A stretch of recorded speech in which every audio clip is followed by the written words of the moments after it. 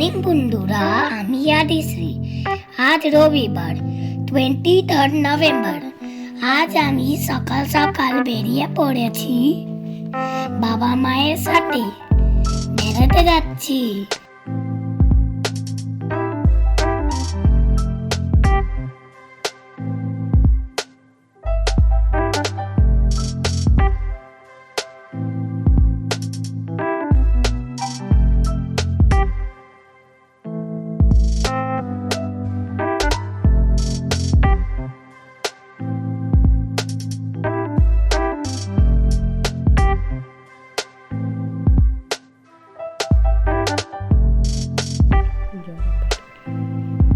জয়রামবাটি, কামারপুকুর অনেক দূর। ওই দেখো ট্রেন চলে চলে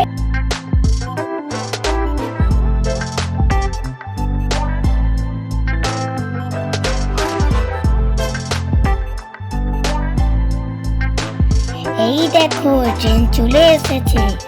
আমরা উঠে পড়েছি শ্যাওলাফুলি থেকে গোঘাট লোকালে।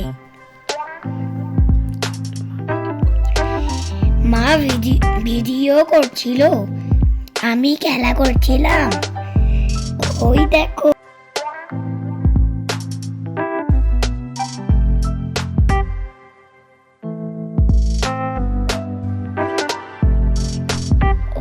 এই দেখো কি সুন্দর জায়গা। ট্রেন থেকে বাইরে দেখতে আমার খুব মজা লাগছে।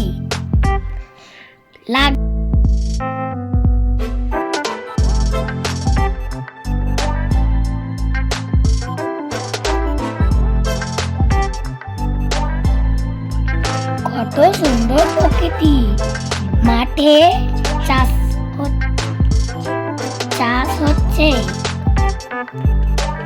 প্রথম থেকে একটু ভিড় ছিল ট্রেনে, তারপর আস্তে আস্তে খালি হয়ে গেল।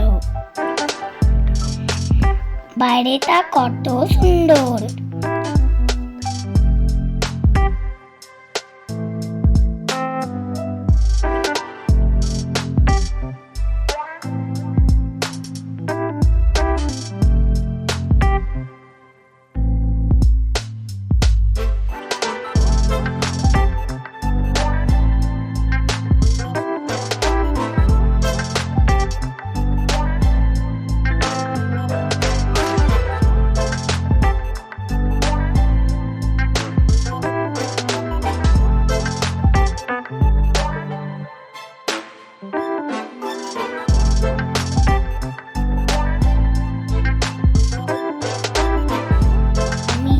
আর মা সেলফি নিয়েছি অনেক। দেখো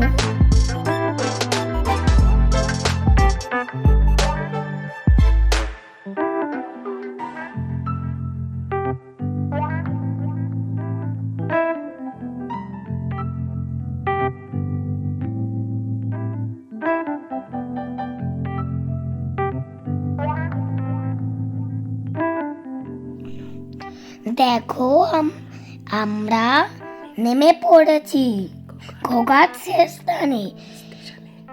আমরা এখন থেকে টোটো করে মানে অনেকটা দূর যেতে হলো।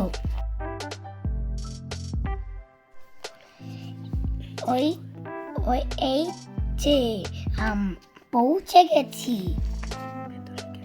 ভেতরে ক্যামেরা চালানো যাবে না, একটা ফটো তুলতে দিল না। বাবা খাবারের কুপন কেটে নিল। তারপর আমরা সাইট সিন করতে গেলাম। এই জায়গাটা হলো গ্রামের নাম প্রতিটি গ্রামের নাম ছিল শুভলালগড়, তখন আমল ছিল শুভলাল গোস্বামী। এখানকার জমিদার গ্রামের লোকেদের জলাশয়ের সুবিধা পুকুরটি খনন করে দিয়েছিলেন। তখন পুকুরদের পাড়ে কামারদের বসবাস ছিল। বর্তমানে অঞ্চলগুলো পুকুরটি বলা হতো কামারদের। এটা হচ্ছে জাগ্রত মন্দির, দয়াল সত্যনারায়ণের মন্দির। আমাদের আঙ্কেলটা সব ইতিহাস গল্প বলতে বলতে নিয়ে যাচ্ছিল। অনেক কিছু দেখলাম। মন্দিরে তিনি যেতেন এবং মানুষকে তিনি শিখিয়ে গেছেন। ঠাকুর তো সর্বধর্ম বিস্তৃত ছিল, তিনি মানুষকে বুঝিয়ে গেছেন যে অনেকে তো পীর বাবাকে মুসলিমরা মানে মন্দির ছিল, এটা নারায়ণের মন্দির ছিল।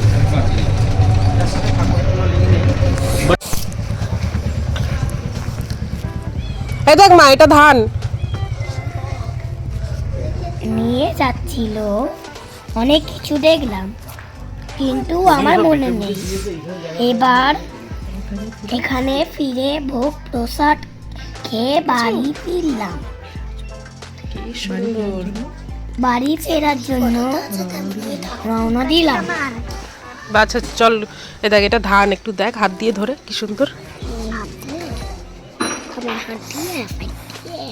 ইয়ার কি মেরো না। এই দেখ এটা ধান, দেখেছো? তো জুতো পরতেই 10 ঘন্টা লাগা। ব্যাস ছাড়ো ছাড়ো ছাড়ো ছাড়ো। কোথায় যাচ্ছ?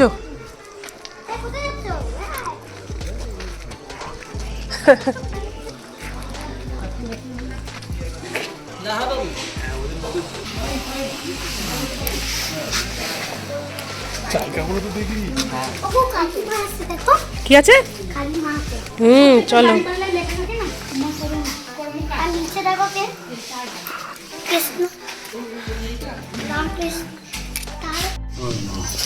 কালীমার উপরে কি আছে? নারায়ণ। দেখো কালীমার উপরে কি আছে দেখো।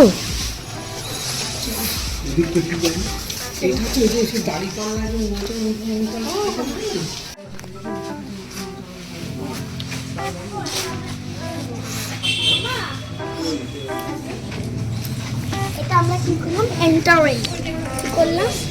এন্টারিং এটা শোকানোর জন্য দিচ্ছি। পারাবে না। হ্যাঁ যাবো, চলো ঝপ করে চলো, একটু তো তাড়াতাড়ি করো।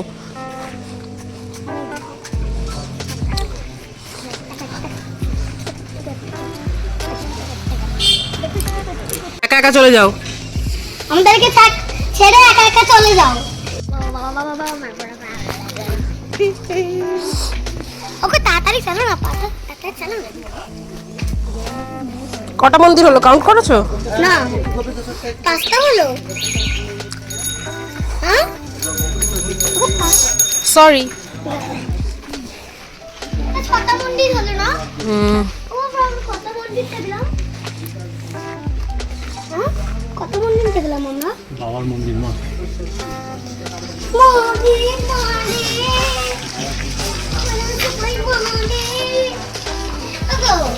আমরা কত মন্দির দেখলাম?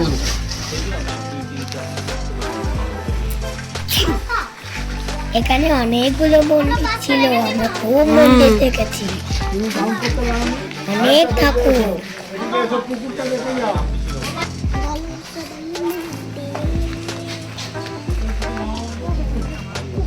এটা হচ্ছে কামার পুকুর। এটা কই আঙ্কেলটা গল্প বলছে। ব্যাকুল হয়ে গিয়েছিল, দিনরাত গঙ্গার ঘাটে বসে কাঁদছেন, মামা করে চিৎকার করছে। সেই অবস্থায় তাকে গ্রামে ফিরিয়ে দেওয়া হয় পাগল ভেবে। আচ্ছা। এসেও সেই একই অবস্থায় গ্রামের ছেলেরা তাকে পাগল পাগল বলে রাগাচ্ছে। ঠাকুরের মা সেই ছেলের পাগলামি সহ্য না করতে পেরে সুস্থ করার জন্য কবিরাজের এবং তারপর তিনি গোপেশ্বর শিবের কাছে এসে কামার পুকুরে স্নান করে 3 রাত একভাবে গোপেশ্বর শিবের কাছে হত্যা দিয়েছিলেন। এবং হত্যা দেওয়ার পর 3 রাত পর তাকে স্বপ্ন দিয়ে বলেছিলেন তোর ছেলে পাগল নয়, সে ব্যাকুল হয়ে গেছে মা ভবতারিণীকে পাওয়ার জন্য। আচ্ছা। তাকে সুস্থ করার উপায় আমার জানা নেই। মুকুন্দপুরে বুড়ো শিবের কাছে যা, সেখানে গিয়ে এসো চুপ করো, আঙ্কেল দেখো কি বলছে। তারপর সে উপায় বলতে পারবে। এটা ঠাকুরের মা প্রথমবার হচ্ছে দেখেছো এই তো দেখছি। যখন হয় তখন এখানে মূর্তি দেখেছি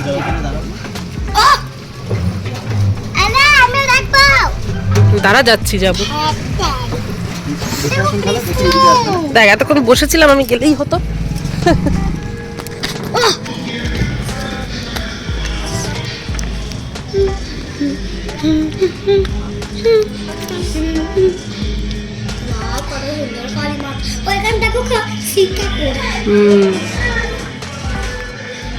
চলো, দেখছো কত বড় শিব ঠাকুর? শিব ঠাকুর তো বড়ই হয়।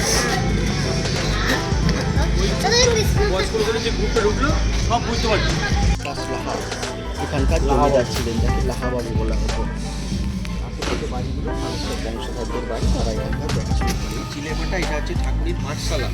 ঠাকুর রামকৃষ্ণদেব শৈশবকালে এখানে পড়াশোনা করতে আসতেন। মাস্টার মশাই তখন যোগ শেখাতে তিনি যোগ করতেন। বলতেন যোগ মানে মানুষের সাথে মানুষের, বিষ্ণু মন্দিরের দুয়ারে। বলতেন বিয়োগ মানে মানুষের সাথে মানুষের বিচ্ছেদ ঘটানো, আমি বিয়োগ শিখ করি। শিব ঠাকুরকে খুব ভালোবাসতেন। এই শিবের মন্দির তিনি নিজে হাতে পুজো করতেন এবং ওই মন্দিরেই ধন্যবাদ হয়ে থাকতেন। তার পাশে আছে রাধাকৃষ্ণের মন্দির, যেটা রাস মঞ্চ বলা হয়। রাসের সঙ্গে রাস উৎসব হয়। ভিতরে যখন বিষ্ণু মন্দিরে প্রবেশ করবেন, দেখবেন বাঁ পাশে অনেক মাটির মূর্তি গড়া আছে ঠাকুরের জীবনী বিষয়। এগুলো প্রত্যেক বছর পুনরাবৃত বা সংস্কার করা হয়। রাসের সময় রাস উৎসব হয় এখানে। আর এটা হচ্ছে ধর্মদাস লাহা বৈশিষ্ট্যের লাহাবাবুদের দুর্গা মন্দির। ঠাকুর রামকৃষ্ণদেব স্বইচ্ছায় মা দুর্গার চক্ষুদান করেছিলেন এই মায়ের। শিব মন্দিরটা দেখে আসি। লাহাবাবুদের সবচেয়ে এই গাড়ি মানে প্রাচীন বিষ্ণু মন্দির। মাঝে স্বয়ংকক্ষ বিষ্ণু, মাঝে আছে বিষ্ণুদেব, ওপরটা ঠাকুরের স্বয়ংকক্ষ এবং নিচেটা আছে টোটাল আন্ডারগ্রাউন্ড পুরো বাউন্ডারিটা। আগেকার দিনে বর্গিরা আসতো লুটপাট করতে জমিদারদের ধন সম্পত্তি। এরা খবর পেয়ে ধন সম্পত্তি নিয়ে আন্ডারগ্রাউন্ডে লুকিয়ে দিত। বর্গিরা এসে মন্দির খুলে দেখতো বিষ্ণু মূর্তি ছাড়া কিছু নেই, আবার ফিরে চলে যেত। এইভাবেই ধন সম্পত্তি রক্ষা করে থাকতেন বর্গিদের হাত থেকে লাহাবাবুরা। ফার্স্টে চলে যান, এদিকটা দেখতে বিষ্ণু মন্দিরের ভেতরে ঢুকবেন। এখানে ছবি তোলা অ্যালাউ আছে, কোনো অসুবিধা নেই। লাস্টে ফিরে এসে একটা জায়গায় 10 টাকা দিতে হবে। ও আচ্ছা, ঠিক আছে।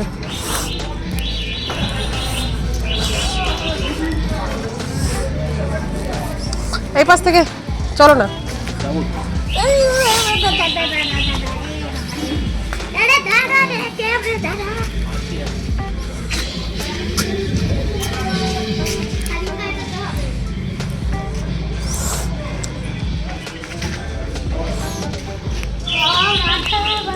এর উপরে উঠবে নাকি? জুতো খুলছো। দেখো রাধা কৃষ্ণ।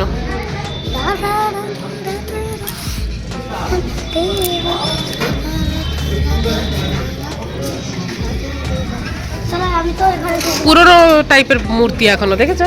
সে নতুন কিছু নয়। ডান দিকে ছোট মূর্তিটা প্রতি বছর নিয়ে এসে পুজো হয়। না, এখান থেকে জুতো খুলে নয়, ও পাশে চলো। ফটফট করে জুতোটা খুলো না।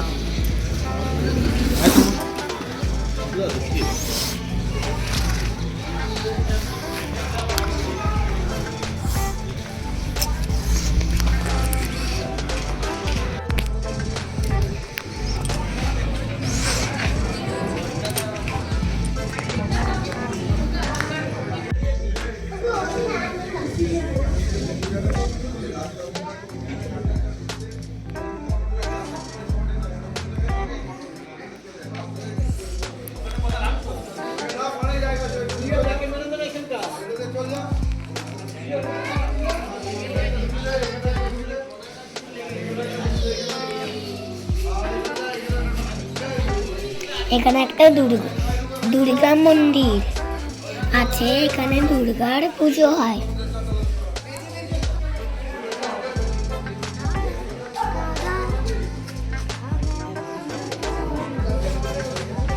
দেখেছিস মানে কত বড় আলপনা দিয়েছে?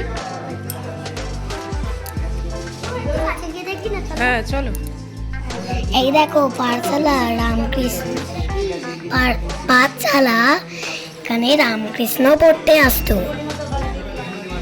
দাও না। আর রামকৃষ্ণ দেব পড়তে আসতো।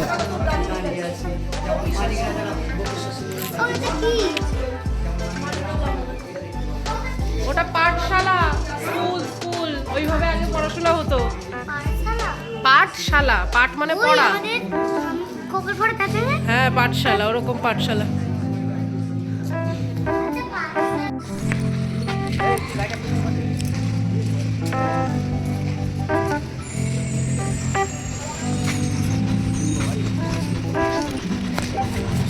এই দেখো কত সুন্দর মাটির পুতুল আছে। আর এখানে একটা রামকৃষ্ণর ছবি ছিল, এখানে কিছু গোল করা ছিল, এখানে আমি মুখ ঢুকিয়ে বাবাকে ডাকছিলাম, ফটো তুলেছি।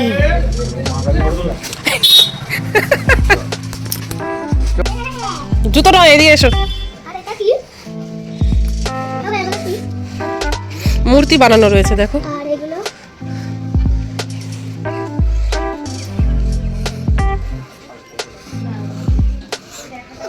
এগুলো কি হয়েছে? বাবা, বাবা এদিকে আসো।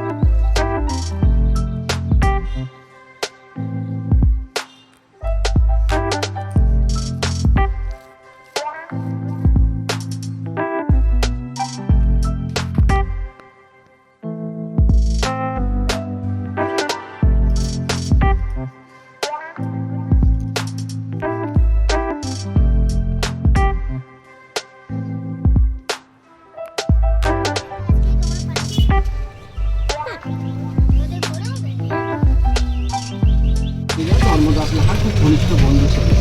সীতানাথ নাট্যের জন্য মানুষ ছিলেন, নাটক যাত্রা হিসেবে নিয়ে থাকতেন এবং তিনি তার বাড়িতে শিবরাত্রির উৎসব পালন করতেন। শিবরাত্রি ছিল সেই সময় তিনি নাটক যাত্রার আয়োজন থাকেন কি বাড়িতে এখন না থাকেন? দর্শকরা এই যে কথা বলতে পারবেন, বাড়িটা বাইরে থেকে দর্শন করতে পারবেন। ঠিক আছে এই কিছু এবং নাট্যমন্ত্র যেখানে ঠাকুর শিবশ্রী যে যাত্রা করেছিলেন শিবরাত্রি সেটা আছে। ঠিক আছে, চলো এই ওদিকে লেট হয়ে।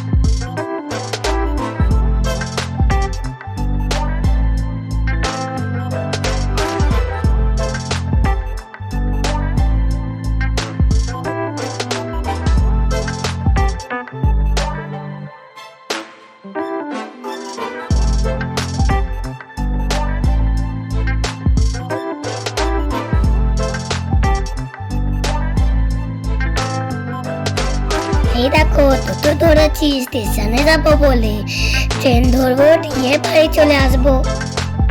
আমি তো ফেরার সময় ঘুমিয়েই পড়েছিলাম। ভিডিওটা কেমন হয়েছে সবাই বলো, সবাই টাটা।